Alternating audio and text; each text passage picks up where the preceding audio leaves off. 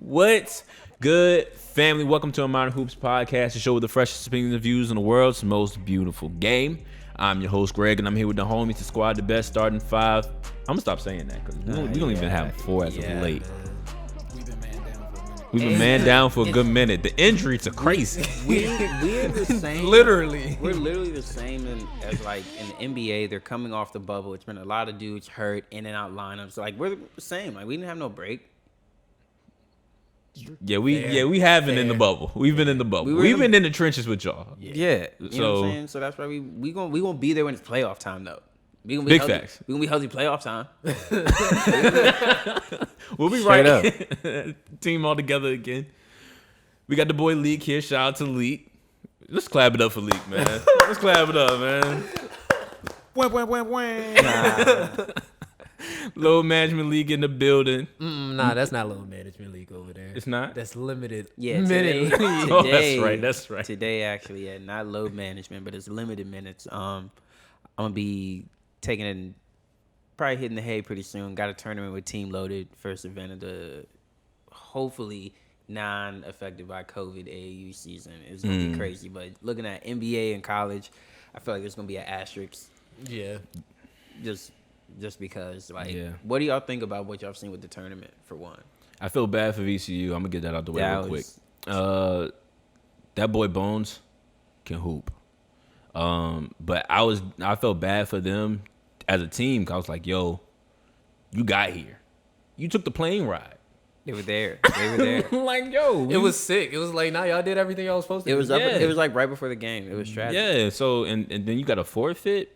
It goes into partially into what I saw from Last Chance U. I don't know if y'all seen it, but they had to cancel their whole tournament off and they were number one seed, I think, going in. So it's just unfortunate to see stuff like that. The tournament itself, I'm not surprised at anything right now because no team felt dominant.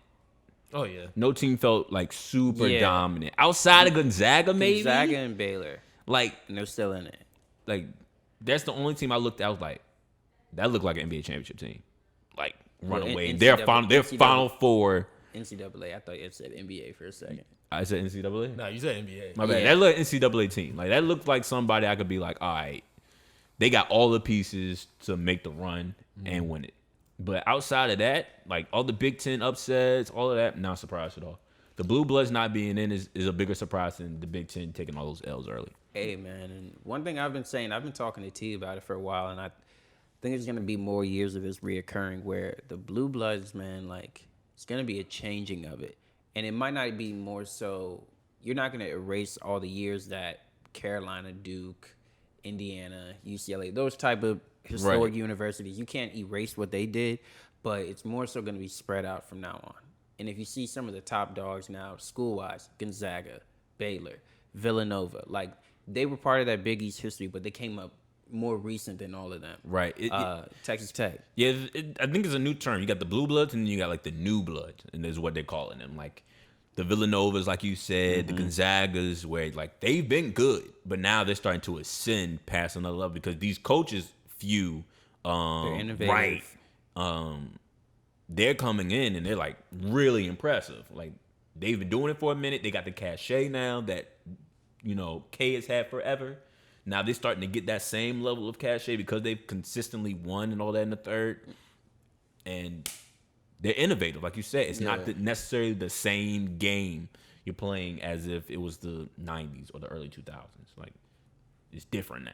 And you're going to keep having years like this where very much, you know, your championship could be, you know, Gonzaga and Baylor. And Baylor's a team that's normally not the face of the Big 12. Right. It's Kansas. And they got popped by USC, a football school, traditionally. Yeah. So, we'll see, though, man. We'll see. Did I finish the drops? I think so. TK, how you doing? Duncan McKeith? Yeah. We good? Appreciate y'all for being on the show, of course. As always, we love it when y'all talk to us, so hit that like button, hit that subscribe button. Be sure to comment below to join the conversation. We got a good show for y'all today because we sat back this last week and saw every trade go down or not go down. And so we're going to run down the winners and losers today. Where y'all want to start? Which trade y'all want to start on, man? You want to start with Leak's prediction, Miami? We can. That's a bigger one. Okay, let me pull up all the trades. But yeah, first off, Leak came in here. He made a prediction. He said that Miami was gonna get a guard, and he said they were gonna get Victor Oladipo. Yeah, I said he was gonna be one of them. Turned out being that way, and I knew it for one because I mean, Jimmy came. This was before Bam had the year that he had, where he became an all-star. But I was like, he's not going to be able to do it on his own. Mm-hmm. So he was the only max dude at the time. So it was only a matter of time. So everybody's taking a chance really to see, like, Vic, what do you have left? Like, it's rough because he got hurt, but it's hard at the same time because he's a quick twitch, like, athlete when he's at his peak. And if your quad's not the same, there's only so much you can do. So it's going to be interesting. His health is going to determine what Miami can do in the playoffs. Yeah. For real. Yeah, for sure. One thing that did kind of Miami, he made some good moves. They not only got Victor Oladipo, they got Belisa from the Kings, I believe. They did. I heard about that. That's going to be sneak. Very sneak. And they did a good. And I know everybody's making like jokes about how like Pat Riley is in love with Tyler Hero because his name been popping up a bunch of trades and he refused to let him go. Him and Duncan Robinson, essentially. Yeah. And the fact that he was able to keep those two guys as well throughout all these trades. They got Vic for nothing. And that's why all these trades I be telling you, you're like, nope, that's not enough. That trade on paper, they gave Vic up for, mind you, Vic was in a Harden trade not too long ago. Yeah. Mm-hmm. The Rockets suck. Avery Bradley, Kelly Olynyk of draft pick. For a guy that was All-NBA 2018. But granted, the thing about Vic is a lot of people probably wouldn't have wanted to touch him in a trade because of all of the rumors that he was hell-bent on getting to Miami. So that's why Miami can get him for something like Kelly Olynyk, great player. Avery Bradley, good player. Like, these are good players, solid NBA guys. And then the draft pick, because essentially it's either we're going to get him now or when he hits the market, because nobody else is going to touch him because he wants to come here. He's won 20. Do you think? Go ahead. Do y'all think his price dropped in a sense based on his health and maybe the level of play? The Rockets been sucking. Yeah. Oh, they lost 20 games straight. That's OD. So, and we're in the NBA, bro. Yeah, to suck is that's not even. That's nice. Yeah, that's a nice term to to say that they suck. So, do you think that was a reason as to why this ticket for him was kind of low? Yeah, if they were winning or competing for even a play-in spot, it might have rose, and maybe some other teams would have tried to take a bigger swing at him just to say, like, even if he's only staying for the rest of the year, we'll have him as a rental because we're trying to make a push in some way. Like, the Nuggets could have been one of those teams, or the Nuggets did great. Yeah, we're gonna get to them, but that could have been another move that they decided to make if Vic was playing better and he wasn't hell-bent on getting to Miami, but he was, and the Rockets were losing badly, so. Yeah, it's price. And I told everybody, John Wall, I don't care about none of them open gym videos. 20 L straight. He was part of that. What about the 360 layup?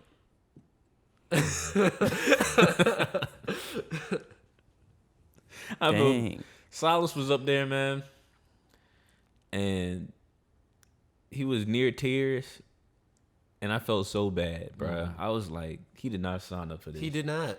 He thought he was gonna get the MVP James Harden. At least. He signed on. When he signed on, he had James and Russ. and he ended up with John Wall, Victor Oladipo, and half of Christian Wood. Yeah, and now no PJ Tucker. Now they're all gone. It's just now it's Kevin Porter, Christian Wood, Boogie. Wait, ain't Boogie? No, they waived Boogie. Yeah. Silas is like the longest term Rocket right now. For real. Bunch of young guys. guns. Might be, man. Nah, like Eric Gordon. Eric Gordon is still there. They're gonna get him out in the summertime. Oh yeah, probably. for sure. He's gone. Man, I felt bad for him. I think that was after like game 19 or 18. I think they lost for like a buzzer beater or something. Or no, I think that was OKC. I think Lou Dort got a block. Oh yeah, the game winning block. Yeah, I was like, dang, bro, and like I felt bad for him because with them guys, he has a winning record on his first year. He wins 50 games, maybe. Right. So that's kind of unfortunate. But Miami, with these trades, I think they've made a step forward in terms of for sure. They got better. They got closer to a championship. I don't think competing. they're coming out of the East, but they're more of a hard out at this point. Yeah, they took the right steps, and Miami should look at it as if we're the defending Eastern Conference champions.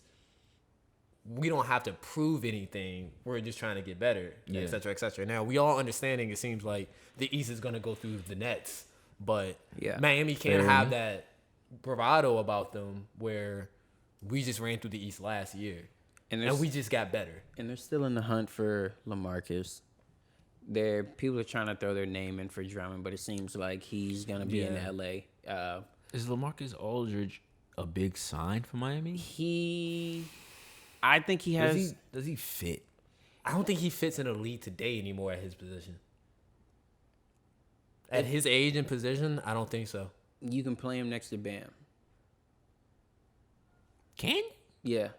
In spurts, I think you can. Against another team's backup big, I think you can. As good as Spoelstra, Eric Spo, as good as he coaches, I think you can definitely find time for him to be on the floor. LaMarcus is definitely usable, but for somebody who still has the talent that he has, but at his age and without the mobility to get up and down the court, that's what I'm saying. With Miami, where it's Jimmy Butler, a whole lot of young guys, they're going up, down. If you really want to utilize LaMarcus, in my opinion, the best team for that was the Spurs, like the last team that I could see him really playing his best at. And I'm not saying that to say LaMarcus can't go somewhere and contribute. Yeah. Of course he can, but how big would it be if he went to the Miami Heat? I don't think that I wouldn't.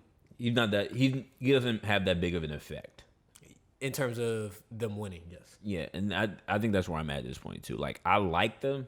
I mean, LaMarcus can still hoop. I'm not saying he's not an NBA talent anymore, but LaMarcus can hoop. I don't think his game really translates to the NBA style of winning nowadays. I think I'd rather have Belisa's on the floor.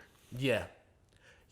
For most situations. I think LaMarcus Aldridge is better. I don't want people to misconstrue that. LaMarcus Aldridge is a better player. If you're telling me Bam's already on the court, Bam is already the best pick and roll guy defending the big situation, pretty much. He's one of them, if not the best, outside of Anthony Davis and Giannis.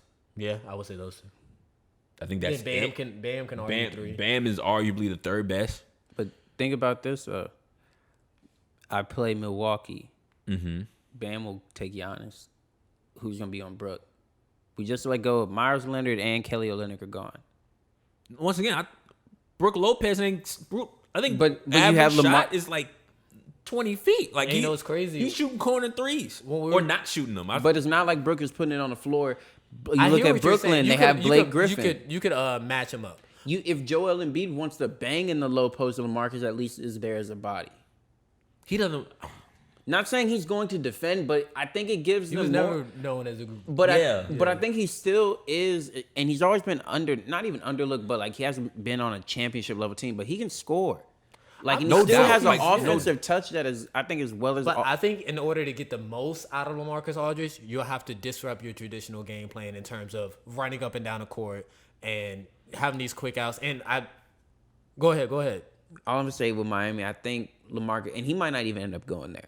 Yeah. But I think they can make it work because if they can get to a finals playing Kelly Olynyk at the 5 and get 2 games against the Lakers, they can get out of the East with an older LaMarcus Aldridge. They got a different competition. We've seen Boris Diaw win an NBA Finals against LeBron. I think this is different. When we're looking at a team where you're telling me Kyrie, James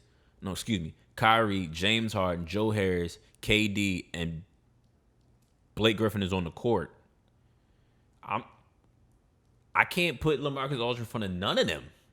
In front of Blake and be comfortable. Blake's not moving like crazy. I think Blake moving a whole lot better since he got out of Detroit. And we talked about this for a long time. I think LaMarcus might. I think he got a little bit more juice on the offensive end. That man Blake got to Brooklyn and started dunking again. How he gets in that offensive end, it's taken away. Like, I have to get him to his spot. It slows the game down more so. And I'm not saying he's not worth utilizing, But how much do I have to change to actually implement his game into our style of play? If we're willing to ISO him out for 14 possessions, I would rather see him come And in he with can the be second unit and be and he more of a could do He'll that. probably be come and be off the with the best. second unit. And that's what I'm saying. Like, but I think that's what will have to happen. You have to ISO him out, give him that mid-range spot, 14 times out of the game, and let him go ahead and be effective. You pick but and it's pop hard with to him. have him be effective when there's so much mobility going on around him, and he's not moving with that same level. I think that's the difficulty. I think we saw that a little bit even in San Antonio at certain points, where it's like, we have to play him at the 5, even though he wants to be a power forward and he's comfortable as He just at can't power move forward. for his move he now. has to be a 5. It's almost how Tim Duncan kind of just migrated to that 5 position later on in his career. as late as he got in his career. Like, I think that's just where it's going to end up being for him. So I think that's what they would have to do for him in that regard. And could it work? Yeah, I think it could work. I'm, once again, talented enough to work. But Spo's definitely going to have to be a lot more creative in terms of not just plugging him in and saying, all right, run it as usual. We've seen that happen. It's a harder fit. What Exactly. What is one thing that helped them get past Boston and get to the NBA Finals? They were playing zone. So I think there's Okay. You still got to move your feet. Nah, no. go ahead and They play- got to. Go ahead and play that. I'm saying they got to a finals with it. Yeah, and they're gonna get swept with it this year. Okay. At the end of the day, nobody ever said to Miami he was going to win the NBA Finals. Nobody Fair. thought they would win it last year. Fair. Their goal is to show people this year, yo, that was not fluke. And that's why I said they can come in with a certain level of bravado with the moves they made and acquiring Vic and saying, hey, we were the Eastern Conference champions And- last year. yeah. The moves that we make, or we're just trying to Get we're back. trying to beat whoever come out the West, so we expect to go through the East again. They can have that little chip on their shoulder. Now, the whole world and even them, they Right. realize that they're not the best team in the East. Right. They have this monster of the Nets team here, and you still have Milwaukee, the 2-time Philly. MVP, 1-time Defensive Player of the Year, and Giannis and Bucks. And then Philly is playing the best basketball Philly has played since AI was there. It's a tough road for the Heat, and they realize that. But I would like to see them shock everybody and at least get to our Eastern Conference Finals. Yeah. I would like to see that. Yeah. Because who are the teams right now? It's Brooklyn. those 4. That's gonna be the semis. Brooklyn, Boston, Philly. Boston. That's Boston. Somebody's gonna not make it. Somebody's gonna think not Boston- make it. I don't- Who's your 4? Brooklyn, Philly, Bucks, Heat. So Philly, Boston. Bucks, Heat. And speaking of Boston, because Boston made a trade as well. Yeah, they got Fournier. Yeah. But I don't think and that's a big move. I think he's a buck. That's and a to big balance move. him out would have Kimba in the background Yeah. because Kimba hasn't been producing how everybody expected. And Yeah. if we understand the injuries and everything, They- Kimba can still hoop and give us spurts, but it's not Charlotte Kimba that we saw. Exactly. Danny Ainge realized how important Gordon Hayward was. So he went and got the next best thing. Yeah, that's true. Fair. That's showing it. And that's what they went and did. And I thought that was a solid move. That was a smart, savvy move. And I was like, okay, cool. And would they only give up Tice? That wasn't even in that trade, Oh was yeah, it? that was for a different trade. That's a different trade. Yeah. So I can't even remember I'm about to pull who was it up even a back part up. of that Orlando trade, because Orlando dumped everybody. Yeah, Yeah, and but yeah. they let Homeboy go for cheap. Who is it? Vucevic? Oh my goodness. That's bro. Don't tell me no more about trades, and that's not enough. Multiple former All Stars went for cheap. Vucevic went for cheap. That shocked me. I know That Zach shocked me. Levine is smiling. Is he? He has to be. He finally got somebody. Somebody. Yeah, somebody. You're not the only All Star on your team. Yeah. Like, you have to be smiling. In his mind, he's like, yo, like, we should at least make a playoff, like, push. I don't know. In terms of what Well, what the In Chicago terms of what Bulls had and what they could do, I think they did pretty decent. it's an upgrade, yes. If you tell me I gave a Wendell Wendell Carter, and a first Otto round Porter. pick and an Auto Porter. Or was it two Yeah, first yeah. rounders? So it was 2 first round Two picks. first rounders. That's There's expensive Wendell. now. That's expensive now. 2 first round picks, Otto Porter and Wendell Carter is expensive. I know it's that much. That's expensive. Oh yeah. So it was Shout was out it to Aaron Vooch. Gordon then that may have went for cheap? Vooch, you can be I partying feel in like- Chicago now. Okay, so maybe I Windy didn't City know. active. Maybe I didn't know that Otto Porter was in that. Maybe Yeah. I didn't know that Orlando was getting. So if they got him. Okay, then. They got Alfred Aminu back. Yeah, they got too. Al-Farouq, Wendell, Otto Porter, 2 first rounds. So No, That's no, it was expensive. Alfred came towards what was it? Oh They yeah, got Al-Farouq Vucevic going to and Chicago yeah. and Al-Farouq. Yeah, so Wendell, Otto, 2 first round picks. I think that's right at. I think that's market right. level. Right at market level for him. I'm tripping. What? He's just being weird. He keeps saying Vucevic. Vucevic, man. But Vucevic. But I really think that's a little expensive for Vucevic. don't think so. And- I think that's right where it and is. I think both parties walked away like, maybe I didn't get enough. Maybe I didn't give enough. Like, Possibly. maybe I gave too much. So Possibly. when you walk away, well, both people don't feel necessarily happy. That's supposed to be a sign of a good negotiation. I look at it and I say this doesn't mean anything for Zach LaVine just yet. Oh, it doesn't mean he's gonna stay or anything. But I'm just saying he's happy. You have to be happier. You were in Boston with the second best player in there was the rookie who came in who couldn't finish his rookie year because of COVID. Because Otto Porter was not producing. No. He was not producing. That's why I'm not even tripping. I'm like, maybe a change of scenery will actually do Otto well. And then you get that max contract off your books. Oh yeah, man. The Wizards paid him, man. What do Paid him, y'all be paid him, doing? bro. He got a big bag. Dumb bag. Dumb bag. 4 years, $100 million. Taking care of the fam. Before that was like the regular thing. Yeah, Right. That was an absurd bag back then. Yeah. Yeah. And we got Wendell Carter, I was kind of hurt that they had to give up, but you're going to have to. but they just making it seem like he hasn't been developing at the rate. that- Wendell? yeah. Yeah, that's what they're pushing for, but, like, I don't know. I still see so much potential in him. I've heard rumors that Laurie's also up, Yes, Yeah, he he was- also up for trade. And He some was other up shit. for, I think they shopped his name around, of course, sources, quote unquote. We're saying that they were shopping his name around earlier in the year. Yeah. So this was news. So I don't know what Chicago's trying to. I still don't. And that's another thing about Chicago. They don't have a direction either. They got a coach. They got a star guard. Now they got an all-star big. But I don't know how it all comes together. It's like, yet. yeah, they're Like, checking all the boxes, like- but it still doesn't line up. I just Yeah, don't think like, any other guys. They still feel are. like a 7, 8, 9 team to me. And I still might look at that team and say, if Charlotte was healthy, they're better than them still. I mean, I'm not. You know, I'm I would looking have at to them see and saying, like, Vooch and Levine on the same floor because now Levine gets to operate with a little bit less pressure on. Yeah, Because now you have somebody you can't just cue. It's you got somebody you can throw it into. and I'm not gonna say there's like Steph and Clay, but you see how everybody's queuing in on stuff right now whenever they play. yeah. That's kind of how it is. How it's always been with Chicago. It's like, okay, cue in on Levine. He still might get 40, but He gonna be tired. and nobody else is really gonna be able to help him how they'll be able to, like, just completely put pressure on the other side of the floor away from him. So now with Vucevic there, we can see how it runs. I really want to see.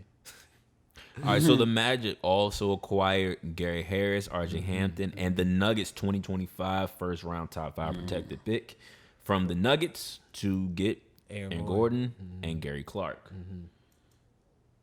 The Nuggets are back. Yeah, they are. Nuggets are back. Yeah. They're right Yeah. back at it. Yep. They're right back at it, dog. Depending on how seeding falls, They gonna beat They're y'all this right year. They gonna back beat y'all at this it, year. dog. But They if gonna we beat go y'all to the this year. playoffs with AD and LeBron healthy, I think we're right back at it. Yeah, probably. Like, Bron doesn't need a seed. I think he's shown that already. This I would can respect that. This will be more impressive than a bubble chip if they win. Oh the yeah, they ring. just come back healthy and just But this year was gonna be more impressive than the bubble chip anyway. Right. Not facts. Doing it again. Yeah. So I mean, everybody in the West. I mean, it's not like the West got besides Denver. I don't think anybody on the West made really any crazy. Portland. Portland got better. Oh, they did get Norman. They got Norman Powell. The Clips got better. They got Rondo. Slight move, but yeah. Yeah, slight move, but it did upgrade the Clips. It gave them something they were desperately It was a missing. win-win move for both the Clips and the Hawks. Yeah. And Lou. Lou Gets gets to to go go home. He gets to eat his lemon pepper wings. Nah, all the that's time. Lou in his Instagram comments about it. It seemed it wasn't. He was a little tight at first, but then he looked at it how you just looked at it. Yeah. So if you had asked him before he got traded, he's like, "No, I want to be a Clipper." He wants to be because he thought about retiring. Yeah. Like, so it wasn't like, "Oh, I get to go home." He was like, "I ain't playing for no chip." That's probably what he was first thinking. He's a competitor, but he said he had a lot more left in the tank. So he seems like he's welcoming being back in Louisville. I think it's a win-win for both because they desperately need bench points, bench scoring for that Atlanta mob. So he fits right in line. They can give him the ball, let him go eat. Yeah. Same way they've been letting Trey do when he's in the game. So yeah, that works perfectly in that regard. Rondo being with the Clippers, Rondo has something to play for again. They've been praying for a point guard. They got one. They're praying for a point guard. You got one. Now, is it the guy y'all wanted from the jump? Maybe not. You know. There's a lot of rumors in terms of who that point guard was going to be for a good minute. For a long time. For the whole Kyle season. Lowry, Lonzo Ball. It was two guys who Lowry, didn't get moved at all. Terry Rozier, Lonzo, Ricky Rubio, George Hill. It's been a couple. Yeah. So I think y'all got, in my opinion, y'all got the best guy for the job. You got a veteran guy with a bunch of veteran players. You got a leader. You got somebody who was on the Lakers last year. That's why I looked at it. I was like, "Wow, they flipped our Trez card." Yeah, we doing this. See, welcome to the West. This is. Yeah, I like it. I like it. I like it. I feel it. I feel it. You know what I'm saying? In the East, they don't be rocking like this. Nope. It was only Bron. Dudes just be trying to play hard. In the West, this is just business. In the East, they just be trying to play hard. Pat Riley, LeBron James, and Danny Ainge. Those are the only people who got down like that. In the West, is everybody. Yeah. So I mean, we look good. Denver is definitely tough. Norman Powell, I always thought like he had taken a step in Toronto, but he just hadn't gotten an opportunity. But that is the perfect dude to put next to CJ and Dame. Yeah. If anything, I ain't gonna lie to you. I looked at like the standings for a quick second, and I think if it's the same way, yeah, bro. Playoffs today, we would get Portland in a 3-6. Like that would make me a little nervous. I was just about to say. When you said Portland in 3-6, I was like, I would not be surprised if Dame just was like. And it's Dame. CJ is back now. Look like he back. Norman Does Powell. he wave PG off again? At that point in time, it's just gonna like, dog, what are you gonna do about your career? What are you gonna do about your career, Paul George? I think honestly, bro, I keep thinking, who do I want to play in the first round? And that almost might be who I want it to be. Because it's like, I need to know now. Are we going to get a chip or not? Because I don't need no more second round L's. I'd rather, let's just do it now. Losing the first, get out of here. Yeah. Because if we get to the conference finals and lose to the Lakers, like, it's going to kill, like, it's just going to hurt me that we were right there and we still lost. Mm-hmm. Like, I'd rather just play Portland. So if something geek does happen, okay, we lose. But I think PG would have to be in a mental space we get through that joint. I think you'll be ready for whatever. Fair. But the thing is, do they get through that joint? Because Dame loves sending people we home got in Rondo. The first round. Remember I told you, though, I was like, after last year, I said, if Kawhi's not going to be a crazy vocal dude, he actually took a step and has been. But we need either a coach or somebody on the floor that's going to do all the talking that he won't. Speak. And we got NT, Lou, and Rondo. Yeah. We have addressed, honestly, all our Band-Aids. I feel like we lost Trez, but we upgraded at that spot. JaMychal Green isn't here, but Nick Batum has been playing solid. Terrence Mann is developing. He's going to get a little bit of burn in the playoffs. Luke Kennard, he's starting to find his way a little bit. And I mean, Zubac, he's getting more minutes. Trez was getting all the fourth quarter minutes last year. Yeah. So we at least on paper, we've addressed, I feel like, all our Band-Aids that hurt us in the bubble. We replaced Doc. I don't know, man. I don't know. I'm looking at this now, and it go two ways. It go honestly three. It's so tight still because y'all sitting at 3, Lakers at 4. This is where it gets very scary for y'all. Denver, Portland, Dallas. Yeah, it's the Western Conference, mind you. Yeah. Denver, Portland, That's why at this point, so, I tell people it is the West. We don't really, especially since it's still gonna be limited fans in the arena. Yeah. Bruh, seedings in the West. At this point, how much do they mean? Like in terms of who you're gonna play in the first round, if you don't have that 1 seed, then it's like, all right. Yeah, I don't think. Right. I think only all these teams can knock you out in the first. And I think, but mind you, this was the league kind of took a step away from super teams and went back to duos. So it's gonna be more teams where it's like, yo, on paper, everybody could catch everybody almost if somebody was lacking or not hurt. Right. Like, of course, the Lakers being the defending champions, you're going to look at them and be like, yeah, if they're healthy, 100% they'll go through everybody. I personally feel like, wow, Portland would be a great matchup. Like, I would hope Kawhi Leonard and Paul George, like, with even Rondo now, can be better than them. But if we are lacking, yes, very much Portland can get us. And I'm thinking, even with all these teams, Denver is a different version. You would play a better Denver Nuggets team this year than you did last year. But sure. you all, unless you get Drummond, aren't better than last year. We're not, but I think that the Laker team, as a simple right now, if fully healthy, beats current Denver. Yeah. I'm about to see who they're going with now because they can get tricky now, man, with Aaron It's Gordon. messy. Yeah. Like Denver. Now, I'm not saying it's going to go the same as last year. Last year, what, it was 5 gentlemen's weapon? Yeah. It was 5. Yeah, so I'm not going to say that same thing, but it was such a dominant 5. Man, it's tough because Jokic is playing outside of his mind and shit. Yeah. This is taking it to another level. This is an MVP-esque season. It's like fact. he might not win it Because everybody else been having but MVP he's hooping like It's Fat Dirk, bro. like Fat he's Dirk. going, and then you have Michael Porter Jr. who's starting to catch stride with his shot. I don't care what anyone says. Jamal Murray did not take the step in the regular season, but for some reason when In the the playoffs playoffs, pop yeah. up, He gonna be like, there, bro. He back He at gonna it be there. again. He don't like folding his clothes. He don't like folding his clothes, man.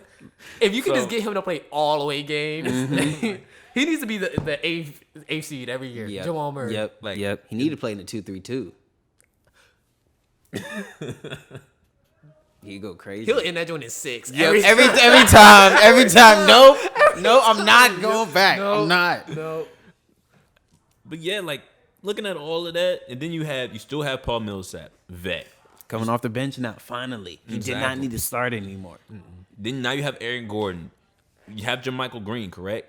Yep. Like, Got these are- JaVale now. They got JaVale off the bench. Like they got really really good. good on the defensive end, and they really also improved their offense despite losing Harris.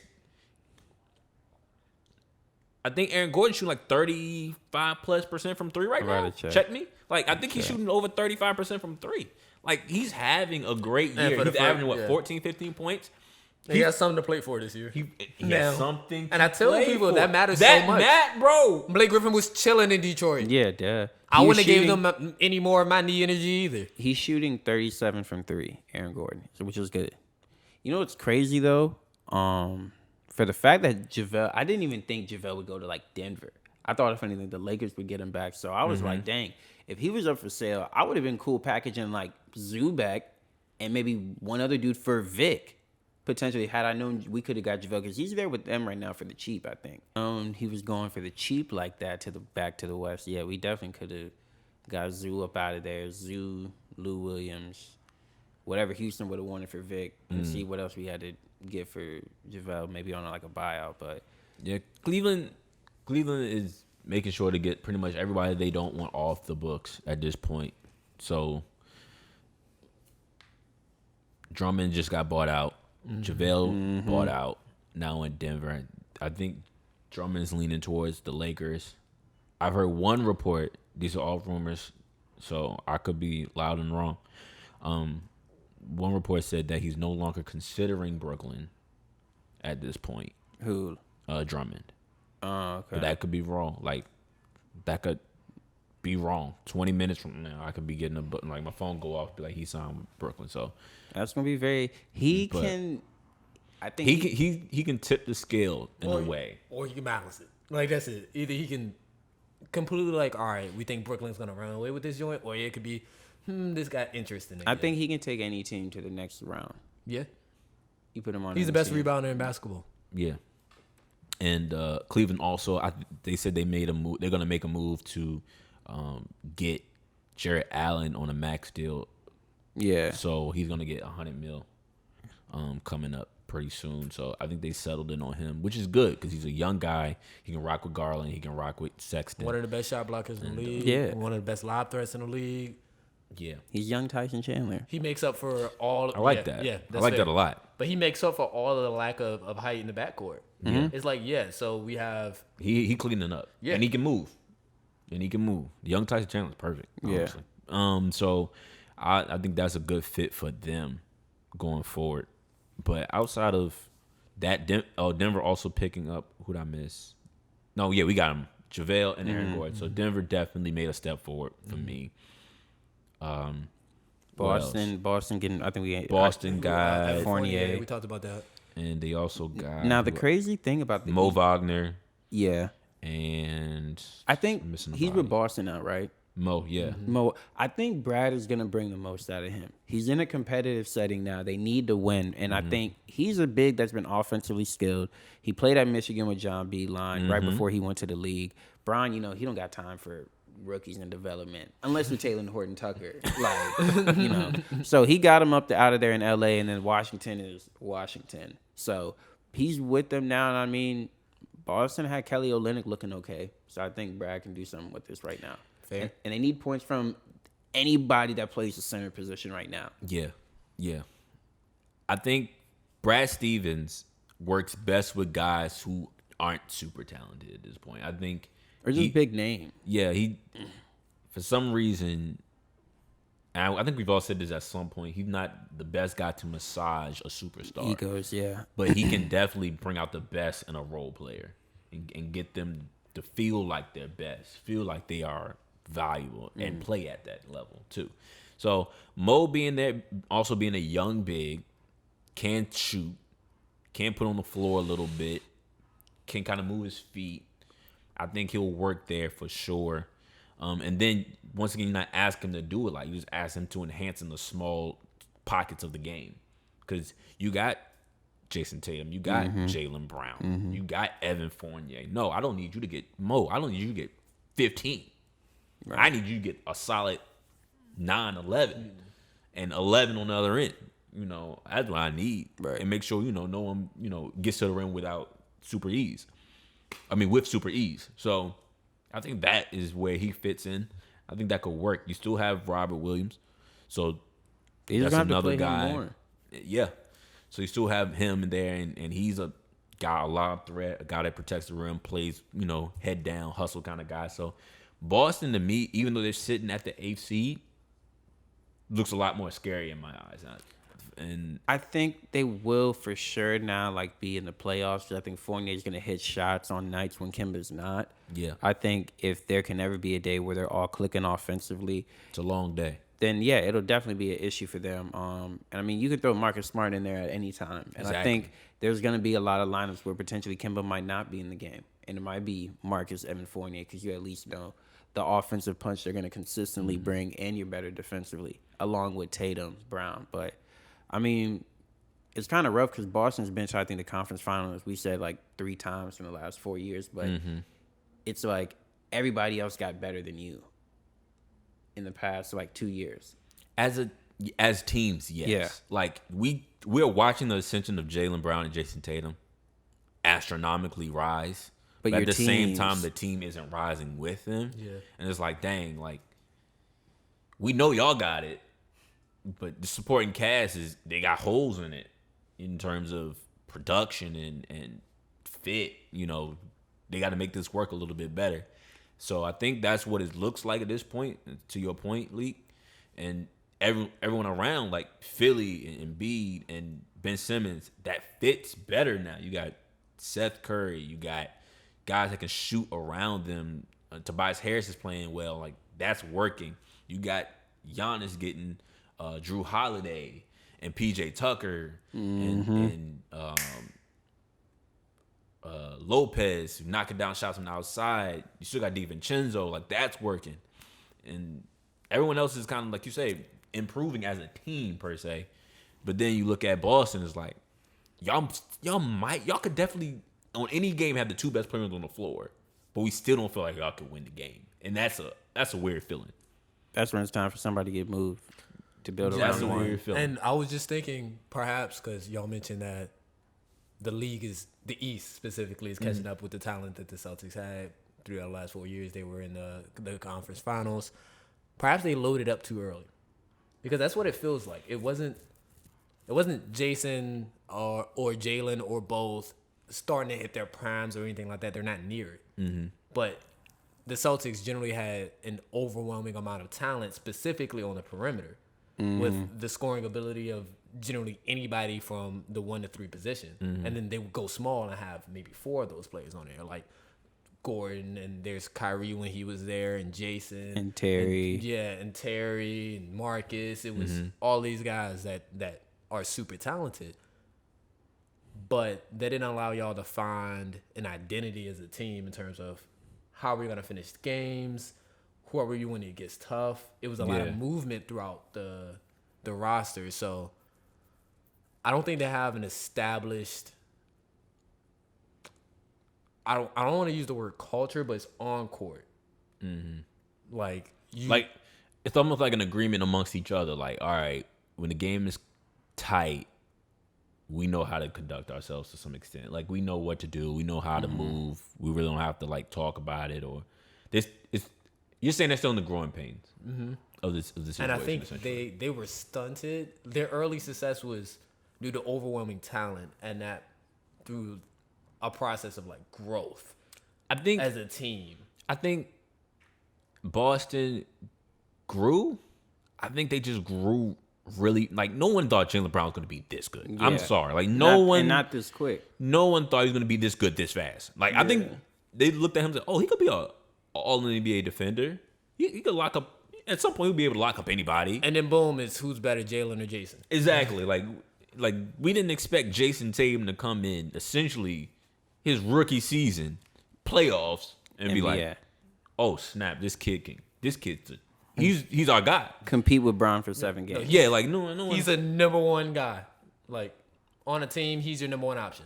And then but you just paid Gordon Hayward coming off injury. Kyrie like, comes in. Just traded for Kyrie. Like we thought those two guys specifically were going to be Al Horford. Like, you think those two guys and Jaylen Brown, Jason Tatum coming in would be like, all right, these guys, they'll kind of ease their way into the situation, and they just came in like, bam, this is And that's what I'm ours saying. now. That overwhelming amount of talent. And so it's not even rushed to an extent. I think it was just it was unexpected. That's what I mean. Yeah, and I don't like, mean rush as in they fabricated it. Yeah. They themselves did not see Jason Tatum and Jaylen Brown being this good this fast. Yeah. We all knew they were good, especially Jason.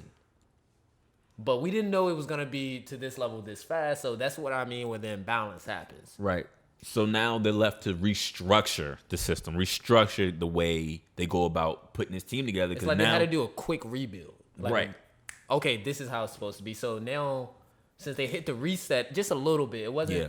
It was more like back in the day on the PS2, you had the memory cards, right? Yeah. But if you didn't save it, next time you put it in, you're back at the last mission. It was like, wow, I'm not that far back. Yeah. But now I yeah. have to replay this gotta level. get Get back new to this level. point where we were just at. That's Right. how it feels. They have to get to that. Okay, we're going to be playing for an Eastern It takes Conference about Finals. 5 to 7 years from what it sounds But like. since they had Jason and Jalen already, it was like a growth start. So They're not going to be able to keep them. I think I see the plan you're talking about. I feel like they don't get a good roster around them for at least another. I think another 2.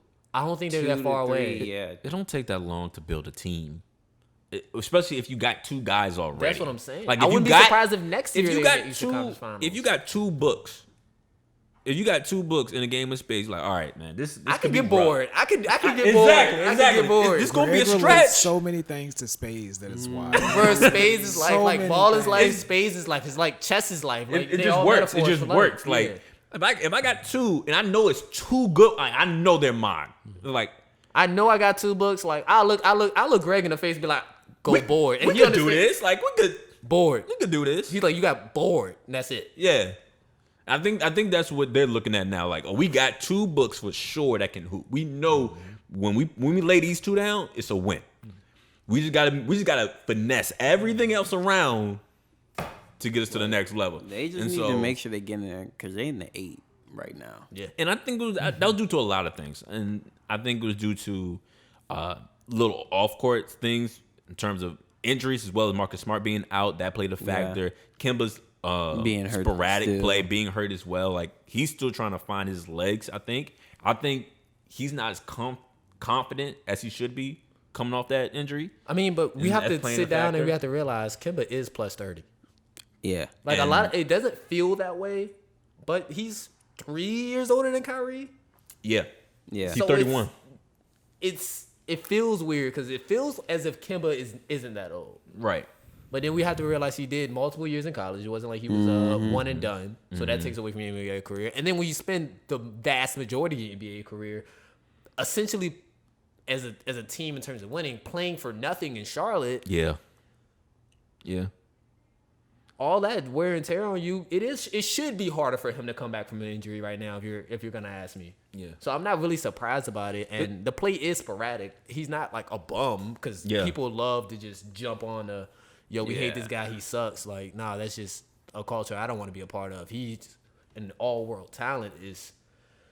We just gotta wonder how good is he gonna be going forward. Right. Are we ever gonna get Charlotte Kemba back? Right, and I think that's the next question that Danny Ainge has to ask himself. Because if he's not, he's gonna flip you, Kemba, quick. Yeah, he'll love you one day. But the thing is, people aren't gonna want that contract that Kemba got. Somebody might take it.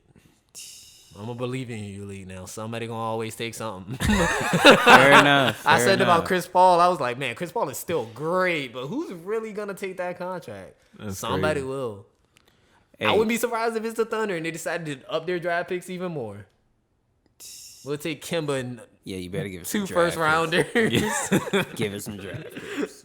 Nah, but I mean, Phoenix, like, they didn't make any moves at the deadline, but I mean, they're kind of making it seem like they're good with what they got right now. They're actually the 2. I mean, I don't think they want to disrupt anything that's happening with that team, especially with. I feel like I won't call it fragile how new it is though. Like the winning feels fragile because even at this point, there's still an era of the Suns are gonna fall back down to earth. So in their eyes, there's like I get it. A lot of people are making moves because they want to make a championship push. Yeah. And I'm never gonna say a team doesn't think, especially a team that's the 2 seed, doesn't think they're gonna win. Phoenix is just hooping.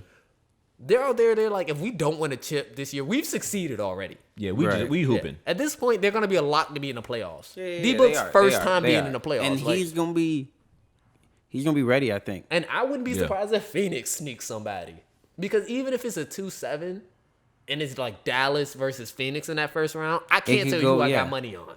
Yeah, because Chris Paul is still on that team with Devin Booker. Yeah, but I seen Luka do some Luka stuff, and if Kristaps is healthy. We already know how that goes. But that's a big if. I still give Phoenix that series. I'm going to give Phoenix that series, yeah. But I wouldn't be surprised if Dallas just somehow stole that joint. That's what I mean. So with Phoenix, I think they're just like, we're not lucky to be here. They earned it. But we're not going to rush anything thinking like, we're the 2 seeds, so we got to win this year. I think their biggest goal is to keep Devin Booker.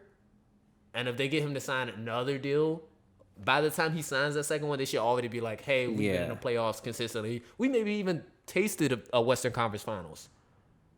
He signs another deal, and now it's in go mode. Now we'll flip things. Now it's championship mode. But right now, I don't think they want to mess with the chemistry or the dynamic of that team. Yeah. Staying put seems the best for them because there's so many young bodies outside of Chris Paul. Yeah, like DeAndre Ayton. Just go hoop. Cam Johnson is still surprisingly better than what Bridges. The experience itself. Jay Crowder. And that's what I always say. A lot of times they don't allow people to develop by just hooping. Phoenix is going to just go out there. Yeah. We're going to all develop. I think they bought into the coach, the culture. They have a culture. They do. They got LeBron's man as the GM, James Jones. I'm curious about the culture once Chris Paul leaves. Because Chris Paul essentially helped jumpstart that culture, but so I'm leery of the term. They have a culture.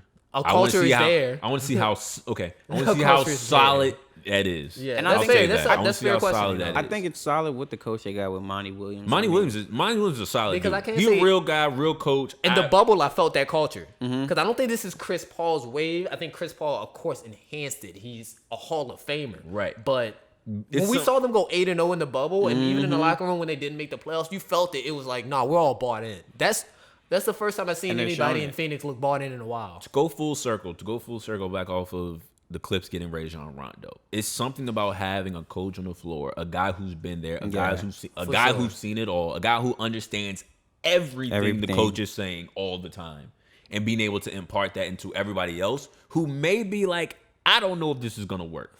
And the coach and the point guard are connected. Exactly. And so when you have a guy like Chris Paul, who is just point guard, essentially. I don't even know any other term for him. Like, he's the point guard.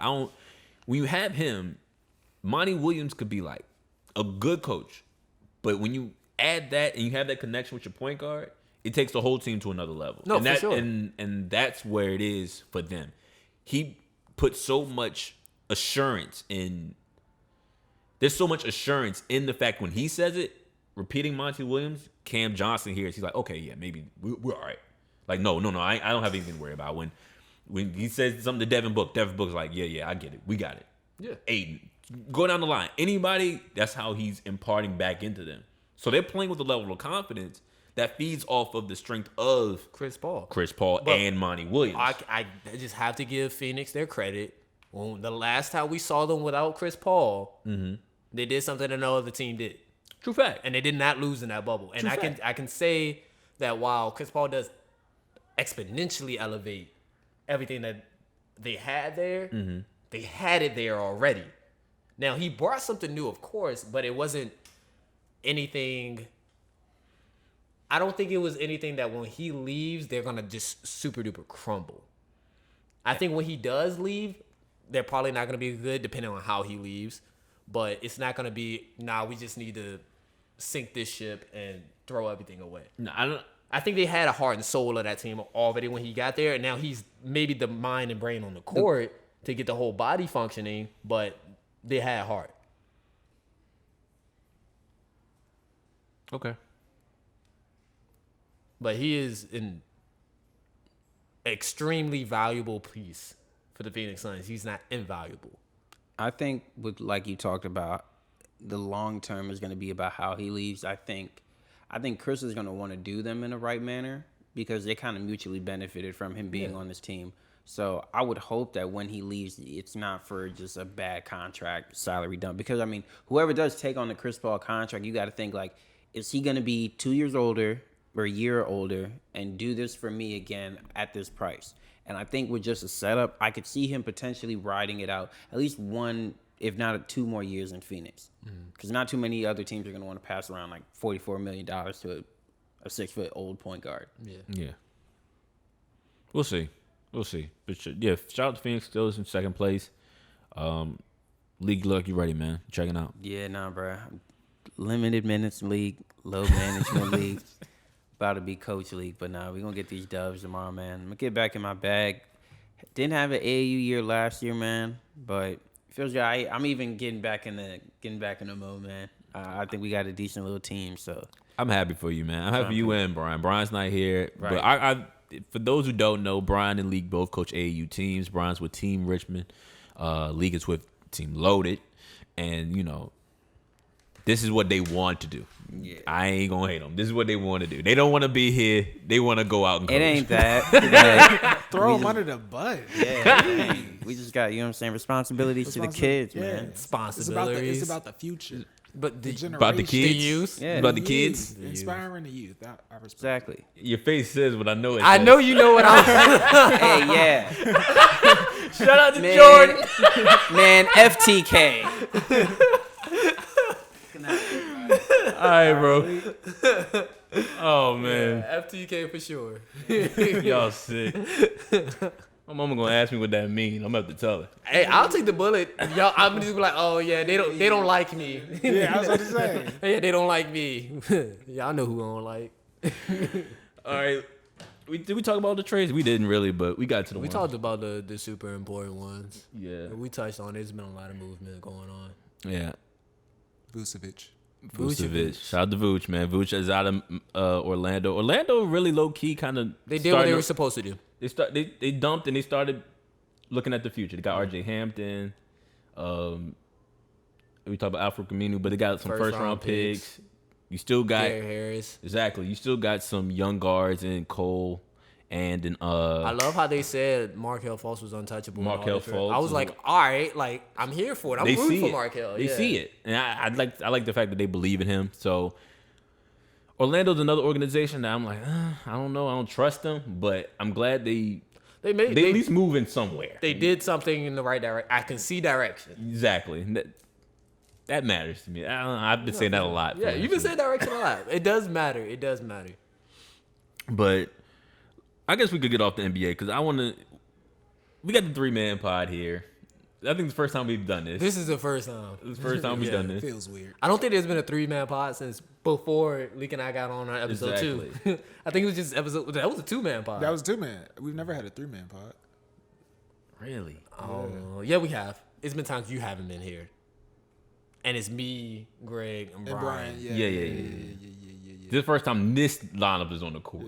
Like this. Okay, When Greg first sat on the couch, and it was Brian, Leak, and Greg, I wasn't there at that one. That was another one. Oh, yeah, because I wasn't here. Remember, that was a weird pod. And it didn't go anywhere I thought it was going to go. I thought they were going to be like going at each other, and I was going to have a headache, but they were cool. Yeah. Cool. But the NCAA. We saved this topic for you because we saw all the images and stuff like that in terms of the NCAA tournament and how the fitness center or the weight room for the men was vastly better than the so-called weight room for the women.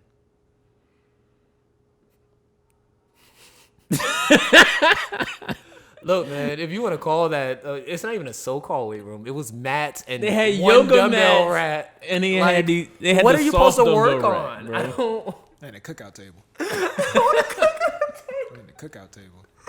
And it was crazy because I just love how the NCAA's first excuse was the space. They didn't have space. And then I'm Shorty like, was like, "Hey, you want to They talk don't about got space?" Boom. Boom. That's one of the times where I really love social media. It can dispel BS immediately if you're using that in that manner. Right. So I'm just looking at it as if like NCAA, I'm not even mad that you lied or that you were even that disrespectful with it in terms of the manner in which you had the lie. Like, why did it even be brought about? Y'all should have did right by the women in the first place because I know y'all can. Right. I'm mad that y'all didn't care about how well the lie was going to be constructed. Oh, no. Oh, we don't got no space. Like, somebody wasn't going to see that and it was like, here? I feel like whoever tweeted it was like, "Hey, I don't know, fam." Like, it was just off the cuff. Like, just said something like, "We ain't got no space, man. I don't know what to tell you. We ain't got no space." I don't know what to tell you. It's like, what should I say? Not my problem. Say whatever. Yeah, say whatever. Yeah. Somebody was lit when they responded to that because that was dumb. That was one of the dumbest. The NCAA does a lot of dumb things. That one was at least the most brainless. Because a lot of things they do, I understand, like, for some underlying reason, is generally for the exploitation. It was like they were smart about being dumb. Yeah, this was just a lack of. It was lazy. It was a lazy move. like, bro, it ain't got no space. Yeah. It was a lazy move on a lazy move. Like, they were lazy with the thing that got him in trouble anyway. Why didn't y'all just do it right? Like, And it was in the same space. It was like they could just go across the partitions, bro. They could just like My look biggest across. thing It is, was like the most disrespectful. I see that. The disrespectful part was the fact that when they did it, they had to have known this was going to happen. Like, there's no way in the world they were just like, the women are just gonna accept whatever. I don't know. Like, nobody's gonna question this. I thought that's what they thought. I don't know That's what wildly they thought. disrespectful. I honestly don't know what they thought, and that's it. I want to be there because as soon as I understand what they were trying to do, it puts me in a bad spot. Okay, I saw the images of like the differences in the goodie bags that the men got and the women got, and I was like, okay, whatever. They're gonna try to throw that into budgeting, marketing, money, whatever. The weight room thing was just courts. Like, they didn't even have the same number of courts. Like, why? And this is, mind you, this is the biggest tournament. This is the NCAA's bread and butter. Yes. Every year. It's March Madness. All of them. And this is what they decided to do. Yeah, buddy. I'm gonna read this report. That was awful, man. I'm gonna read this report. NCAA acknowledges $13.5 million budget gap between men's and women's tournaments. Financial details revealed publicly for the first time showed that the NCAA budget for the men's tournament was nearly double that of the women's tournament in past years. And this was in 2019.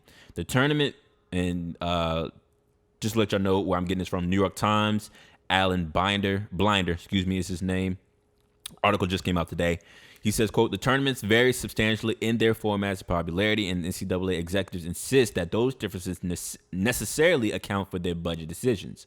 But a financial summary prepared by the association, which included figures that some longtime college sports executives said they have never seen. Hold on. But a financial summary prepared by the association, which included figures that some longtime college sports executives said they have never seen, showed that the NCAA devoted far more resources to its hugely profitable men's tournament. They have people that have never seen the numbers? Hey, Keith, imagine, bro. Imagine. We collab. Mm-hmm. We make a song. Made a song. You the producer. That's what I do. You sent me the beat. That's what you do. You ain't hear my verse though when the song dropped, but you produced that song. I think this is a bad example because that happens a lot. A lot? That happens a lot. Well, I think the difference is a lot of people buy beats. Yeah. That's different. So if I'm talking about this is your track. He's like DJ Khaled. Yeah. Like, you know how I'm on one was the DJ Khaled song. It wasn't Drake and them. Like it was. This is your track. Right. This is you. Well, now I'm on one. What am I thinking of? Was it I'm on one? I'm on one. I'm on one. All right. DJ Khaled got some hits. I will say that. Summertime Anthem. Sometime Rolling Up. I ain't going outside though. But that's whatever. I can see like that would be crazy. No, that'd be crazy. For me to put out a track and I didn't even hear the Khaled feature song? on it. Yeah. That's your song. That's my song. But that's not that crazy for the NCAA. I believe that. I believe That's it. crazy. I believe it. Well, The at real some question point, the real question is, right? The NCAA Why is it crazy? seems like the most why is like it crazy? behind the curtain type of company realistically ever, bro. Like it just seems like the company where it's like we make these things happen. Y'all schools participate in it. Y'all don't worry about what the NCAA does. That's just what it seems like. No, the NCAA is definitely a because I said so organization. Because I said so. Yeah. It's like, why is this the rule? Oh, because I said so. It doesn't have to make sense. Who said so? Us. Because I said so. Who are we? We not come with that rule. It's my crib. Back then. Can we change it? We always been doing it this way. Yeah. What you gonna do? Not be in the NCAA? I hope that's the route. But realistically, one day. it's not crazy that they did this. Not at all. Because have they shown you that they were ever planning to do anything other than being disrespectful and blasphemous? Never. That's what they do. Yeah, like the crazier thing would have been if they actually had a great whatchamacallit for a great gym for the women's tournament. That would have been the crazier thing. For a company who is so concerned about the bottom line, we don't pay players. We don't do any of that. It's crazy for people who are in charge, executives, to have never seen a report that has to do with bottom lines. That's sick to me. And I would much rather feel comfortable with you saying, "Oh no, we saw that report. We just didn't care." We just didn't care." I'd be like, "Oh, okay, that's you." Did the paycheck This clear? is so far past them. Like Did the paycheck clear? Yeah, it cleared. Of course it cleared. It's the NCAA. Of course it cleared. Bottom line, smartum line. I don't care. I don't care. That's what I'm thinking. It's profit margins, though, Keith. Did the check clear? It's profit margins. Did I make my money? They still profiting. That's it's crazy. It's the profit margin of an organization that doesn't pay its workers. Like what the gap? It's so wide. Like, fam, you playing with house money every time. Every time. So it's like, all right, whatever. This is insane, man. What do they need? It's insane. Yeah. It's insane. They need some weights? Cool, put some weights. Oh, they got the wrong weights? We didn't know it was enough room. Like, that's the issue is that, like, yeah, you could throw us a problem and we'll just fix it. We just didn't care about doing it. But now, care. yeah, we can always do it. What are you going to do? And that's really the biggest question. Like, what are you going to do outside of and realistically, we should take your product away.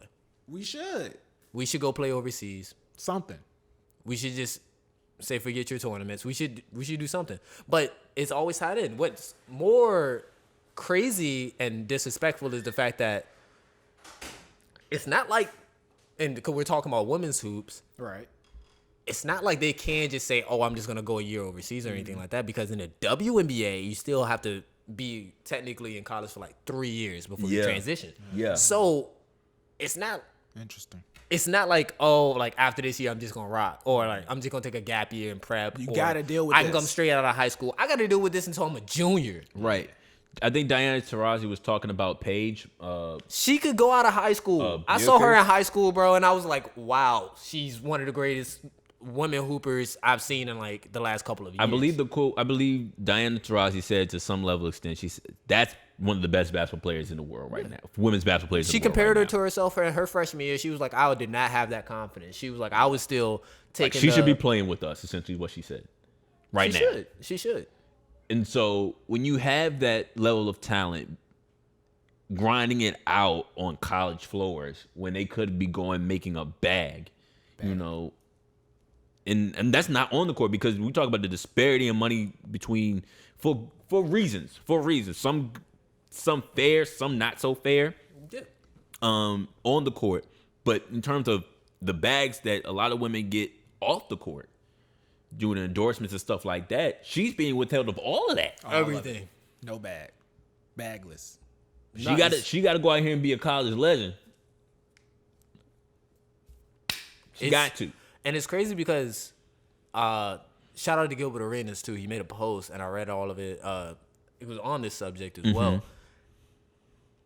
It does actually hold back the profitability of the women's game when you Yes. don't have one and dones, because it does slow the transition and evolution of the game. Yes. Because he made a point. He was like, let's just list some names, all-stars in the NBA that would technically still be in like college. Like the Trey Youngs and the Zions, and it would be so many he people. said Jason Tatum will be a rookie this season, I think. Like, can you imagine that? Jason Tatum has been an all-star already.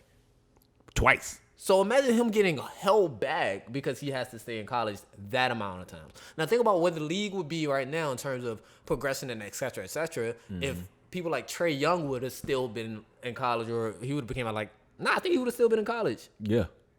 So He would be a senior, I think. yeah, I think this would have might have been his rookie year in the NBA if he would have had to do the 3 years and stay in the NCAA.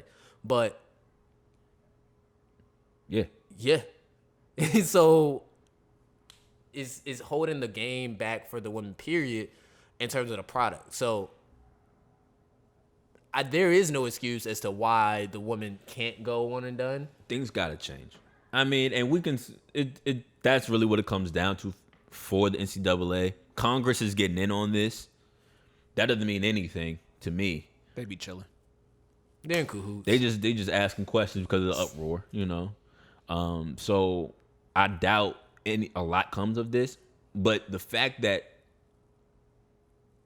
the internet and the court of the public is in on this is going to make this much more of a thing, or they have to address, in my regard.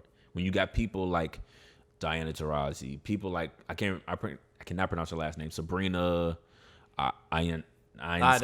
I cannot pronounce her last name. I'm so sorry, but charge to my head, not my heart. You got Candace Parker, you players, stars, you know, legends talking about this situation and bringing it to the forefront. It's gonna make the NCAA have to make moves.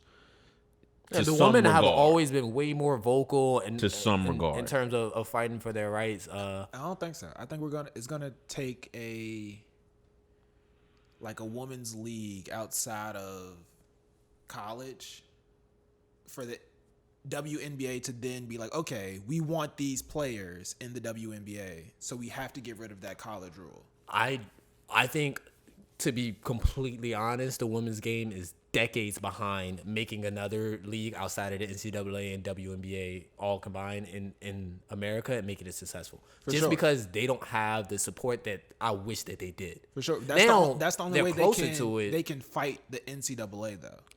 Because I don't think them. You're looking at the wrong fight. I don't think them bringing it up as much as, because we've been talking about like all sports in general, like NCAA doing bad on all sports. I don't think them bringing it up would have them improve the structure of the NCAA. I don't think it's just the women's fight, in my opinion. I don't think so either. I just don't think, because nothing has really changed for the women. Yeah, I understand what you're saying. Like, the fight has happened in other ways, which has allowed it to change for the men outside of the just speaking up. Because we've said that the way the NCAA is trash for years. But I don't think that's been the thing to change it. I think it's the fact that the men have other avenues to get to the NBA. Yeah. Okay, I see what you're saying. So they put pressure, and I don't think the women can create. The women need that, and I don't think they can create a legitimate standing avenue as of like next year or anything like that. It's not like when I see all the top high school prospects in terms of the men, they have so many options, right? In terms of leaving and not doing that. I think the women and he need says those options create pressure on the NCAA. Right. Facts. I think that's the thing that'll Facts. create pressures, whether it's successful or not. Like, no one can watch it. We just need that talent to go there. I think I hear what you're it's saying. It's two fights for Like, me. that's the thing. It's two fights. You're looking at one fight. One fight is them getting out to get paid. I'm looking at them just getting the equality within the system right now. And I think that's the fight That's that the fight that we got to focus on I think it's the same first. fight. I think the fight, like, you don't have them getting the same opportunities in the NCAA if you don't have that other option. There's literally no reason for the NCAA to change for the women. I think public appeal. That's what I was gonna go, and that's think why I said public appeal. this This isn't is just far- a this women's is- fight. This NCAA is far don't more. care, though. No. This But is this is complete. the hands, This is though. completely different than just saying like, oh, we are taking men or boys and we're just gonna use them as cattle, like in terms of the sport they play. For sure. This is completely different. This is on two different. We're looking at a front where we're talking about women Yeah. who are already considered marginalized in their own regard, Versus and then those same men in that same organization. exactly. And these men, we look at the situation, and here's where it's different. No matter how marginalized some of these guys are in these D1 schools, we've seen the locker rooms. Yeah. We've seen the courts. We've seen the facilities. They get on private planes back and forth. For sure. They get on private planes, go from North Carolina to South Carolina Yeah. to hoop, to play football, and coming back. That's what they're doing. So the amenities offered to them, even at this level, even if they have to stay in 2-3 years, if you're a football player, three, Right. I think it's 3. I think it's 3. If you have to stay in 3 years as a football player, like, oh, look at all the things you get. You got a personal chef. You got your trainers. You got all this and that and the third. And mind you, we're not saying that makes anything that NCAA do to the men okay. It's They're not. still being oppressed. That's how. That's the leaps and bounds ahead they get as the privilege, even when they're still being they're privileged oppressed. exactly. Yeah. And so when we look at the women, we say, "Oh, you can't even afford to get us a bench rack." Right. It's not a forward thing. I mean, y'all don't want to. They don't want exactly. to. You don't respect us enough to get us a bench rack. Like, okay, now we have a different conversation. And the NCAA is going to have to face a different type of argument. This is far beyond just saying like what your worth is as a player. Right. This is how do you respect me as quote a woman? Yeah. And that's a conversation they don't want to get into. It's one thing if you're doing this to a bunch of black guys, but don't do this to. Don't play about. I ain't gonna say it. Hey, I'm man. gonna leave it alone. These white women got I'ma voices, leave it- dog. I'ma I'm leave it not gonna leave it alone. I'ma leave it alone. alone, Like, bro. no, I'm not gonna leave it alone because I don't think the NCAA cares about its image enough. and that's what I was gonna say because we can argue. It's not an argument. The NCAA has been historically racist. Right. They have been historically sexist. Right. Historically, they haven't cared. Cared. Historically oppressive. Correct. I don't think they have a reason to change that. And that's why when he said the court of public appeal, I was like, yeah, that might put a little bit of pressure on them. I think the men, on the other hand, how a lot of league guys are putting pressure on the NCAA, I think that's, in terms of court of public appeal, is going to be the most effective. I think the issue with the women creating their own league is, like I said, there's just not as much of support that I wish there was for the women's game. For sure. To be able to do that because this is still going to be the biggest market where our game's going to get watched. I've watched LaMelo in Australia because I wanted to watch LaMelo play. Right. Like, I've Specifically even seen LaMelo. some RJ Hampton games, like Right. when he was in Australia.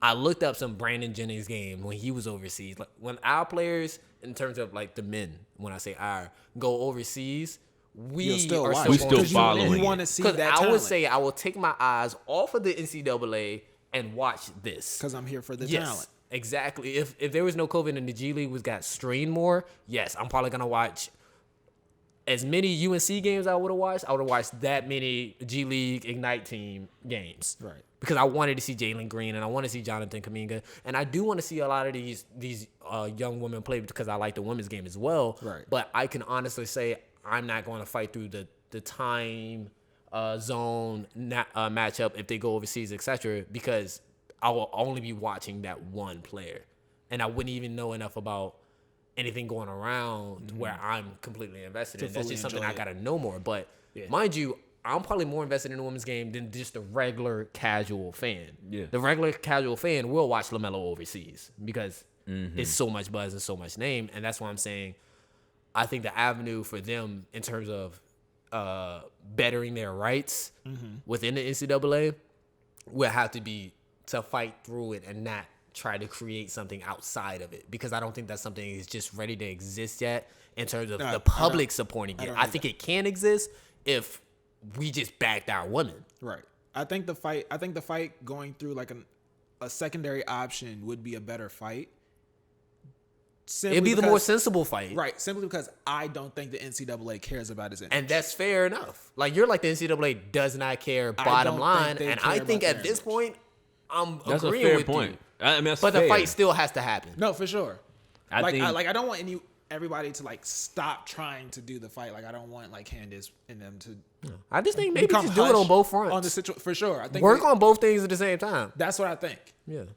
But I don't think the avenue for them to do that second option is really there. Yeah, you're like the option of them creating something outside of the NCAA is more valuable, because fighting the NCAA isn't going to happen because they're not even going to fight. They just don't care about the swings that you take. Happening. So if you do this other thing while also fighting, that'll help, because then it's actually attacking what they value the most. Yeah, their bread. But I just think it's also like they have a chokehold on things too. So for sure, where you can fight and you can say, "Oh, we're gonna cut into their bread," but it's still the NCAA. You're still cutting into your own bread for some point, and that's why I still March said Madness. the biggest thing that we all have to do is actually just support the women's game. That's what I was about to get to. Because that's where it's going to be where they have that safety net. That's so what when we we gotta have get players who had donated to the one who didn't want to play to their salaries because they were just not going to get paid. Yep. So like the players like Kyrie Irving, I think Chris Paul gave some.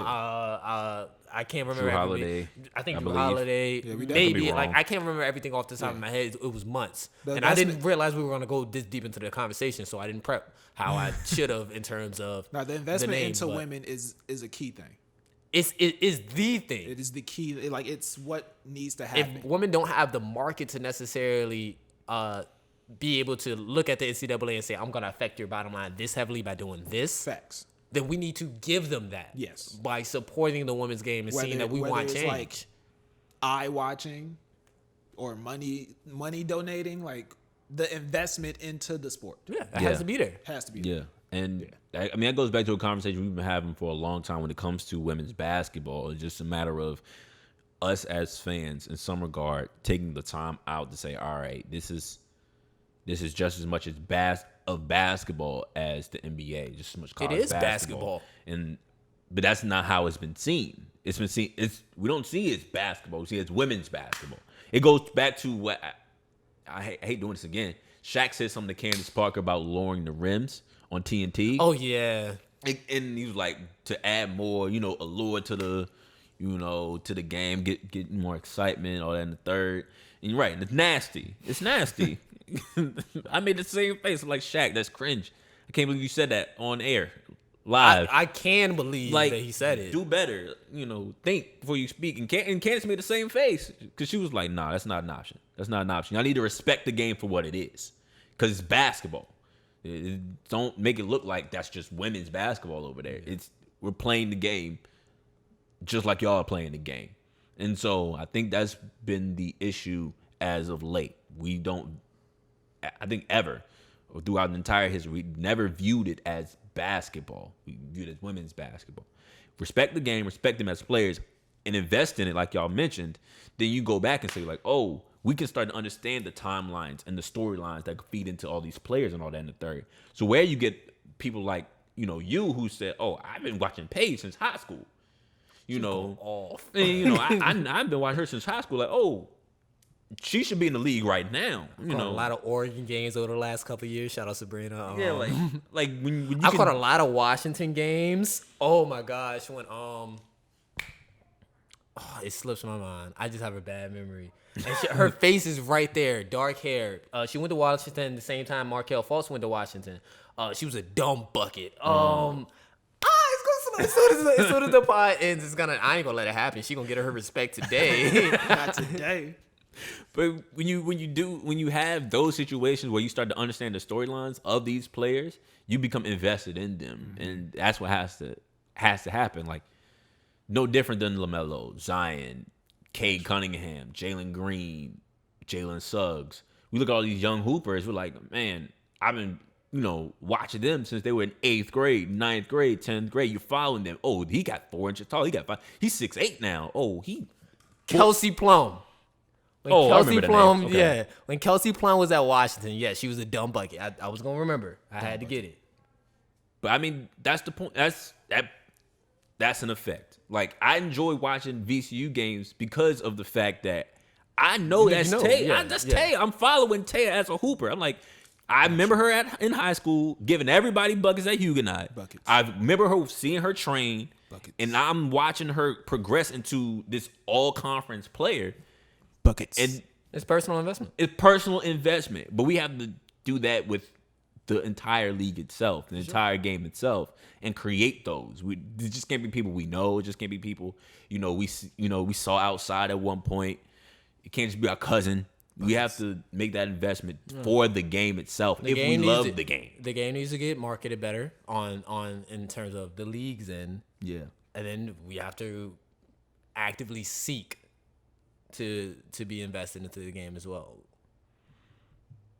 Yeah. It's a double-edged sword of oppression.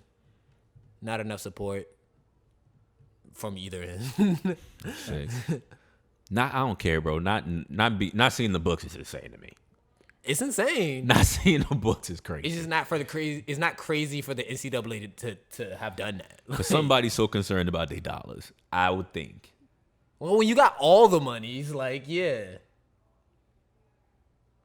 Okay. Did I miss anything? We talked about trades. It's time to go. It's time to go. Talk about NCAA. We didn't talk about Lonzo and Kyle Lowry not being traded, but I think Lonzo didn't get traded because D. Griff didn't want to look like he made a bad move by trading him. I think he was scared. For a second, I thought he was going to go to the Bulls. I thought he was scared. I thought Kobe White was going to have to be in that trade, and I was scared. I thought D. Griff was scared of letting go Lonzo because Lonzo's been hooping as of late. I mean, he's good. He is good. He's good. No, he's good. He's the good. boy can hoop. Anybody who's saying he's a bust out here, He's good. I'll fight you straight up. No lie. I can barely move, but He he's would not good. fight you. I'll wait till you get better Greg before I would not fight. fight All you. right, that way I could follow up. Yeah, that's What all if I he need. got a friend? What if they have a whole podcast with all I guys, need. That's and all I now need. Greg will not we got fight me you, with don't my worry. mommy. Huh? We're gonna hear that on the playback. Keith, your uncle says you a gangster. No. No. All right, man. Hey, yo, we appreciate y'all, man. He said I am the product of a gangster. Close enough, man. Come join the fight, man. We appreciate y'all. We love y'all. Thank y'all for watching. Shout out to the boy Limited Minutes League. Shout out to the boy Brian. Even though he's out doing his thing. He's coaching, man. We love them and we support them and all they do, man. You know, we can't do this pod without them. We can, but we love having them. Literally. I like it better when they're here. I love it when they're here. It makes it like the family. The family has to be together. Families together, yeah. But playoff time, we'll be here, man. It's We'll like be here. Thanksgiving when your favorite cousin don't show up. Yeah, I'm leaving. It's like I'm not gonna gonna- eat, yeah. but I'm gonna take my plates to go. y'all know why I came. Yeah. Y'all know why I was here. I'm only saying hi to the people Why you who not cook. talking anymore? I'm only speaking to the people who cook. My favorite cousin ain't there. The homie who cook. Who cooked? You ain't cooked? Thank Then you. why are you even worried about how I'm doing in life? Don't ask me about my job. Like, where old girl at? You ain't cooked. You don't gotta know. Hey, the worst part was coming home from. Hey, how's school? Nah, you don't gotta know. You don't have to know. You My didn't favorite hit cousin me out up while I here. was there. You didn't know while I was there. Yeah. Do you really care? Yeah. Ain't no ice to break.